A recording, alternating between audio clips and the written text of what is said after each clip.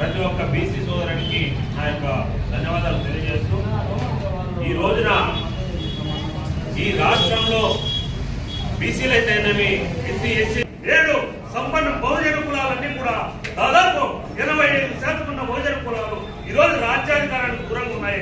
ఎందుకు మనము బీసీ ముఖ్యమంత్రిని చేసుకోలేకపోతున్నాం, ఎస్సీ ముఖ్యమంత్రిని చేసుకోలేకపోతున్నాం, ఎస్టీ ముఖ్యమంత్రిని చేసుకోలేకపోతున్నాం? మనం దాదాపు 25% ఉన్న బీసీ ఎస్సీ ఎస్టీ మైనార్టీలతో కలిస్తే రాజ్యాధికారం సాధించలేమా? రాజ్యాధికారానికి ఎందుకు దూరంగా ఉండాల్సి వచ్చింది?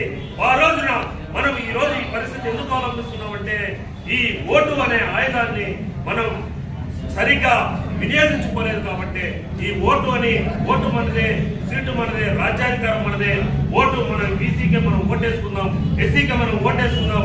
ఖచ్చితంగా దాదాపు ఈ రోజు రాష్ట్రంలో 175 స్థానాల్లో మన వాటా మనకు కావాలి. ఖచ్చితంగా 52% ఉన్న బీసీలకి దాదాపు 100 సీట్లు ఇవ్వాలి.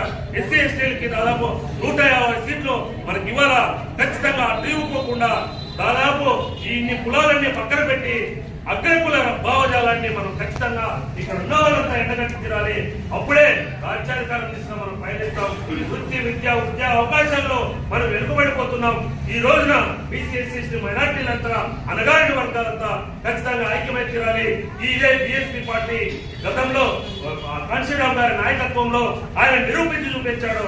ఆయన మార్గంలో మనమందరూ కూడా ఖచ్చితంగా నడిచి తీరాలని చెప్పి ఈ సందర్భంగా ఈ యొక్క కార్యక్రమాన్ని నిర్వహించినటువంటి బీఎస్పీ పార్టీకి ఆ యొక్క అభినందనలు తెలియజేస్తూ ఆ యొక్క ఉద్యమ నమస్కారాలు తెలియజేస్తూ బీసీ ఎస్సీ మైనార్టీల ఐక్యత వర్ధిల్లాలి, బీసీ ఎస్సీ మైనార్టీల ఐక్యత వర్ధిల్లాలి, అంబేద్కర్ పులి ఆలోచన విధానం వర్ధిల్లాలి.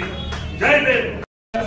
బీపీ మండల ఆలోచన విధానాలను మనం ఖచ్చితంగా ఆ రోజు ప్రభుత్వాలు అవలంబించిందంటే ఈ రోజున మనందరూ కూడా రాజ్యాధికారం ఉండే పరిస్థితి. బీపీ మండల్ విధి విధానాలు ఆ రోజు ఏవైతే రూపొందించారో వాటిని కేంద్ర రాష్ట్ర ప్రభుత్వాలన్నీ పక్కన పెట్టాయి కాబట్టి ఈ రోజు ఖచ్చితంగా బీపీ మండల్ ఆలోచన విధానాన్ని బీపీ మండల్ తన యొక్క పొందుపరిచిన అంశాలను ఖచ్చితంగా కేంద్ర రాష్ట్ర ప్రభుత్వాలు అవలంబించి తీరాలి. ఇవి అవలంబించినప్పుడే మన యొక్క రాజ్యాధికారం బీసీ జనగణన ఖచ్చితంగా జరిగి తీరాలి. ఇందాక అన్న చెప్పాడు, సింహాలకు కుక్కలకు నక్కలకు ఎన్నున్నాయని లెక్కిస్తున్నారు తప్ప ఈ బీసీ కులాల వారిగా జనగణన ఖచ్చితంగా జరుగుతున్నది.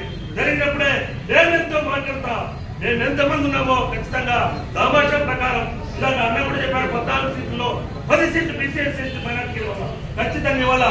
అట్లాంటి చట్ట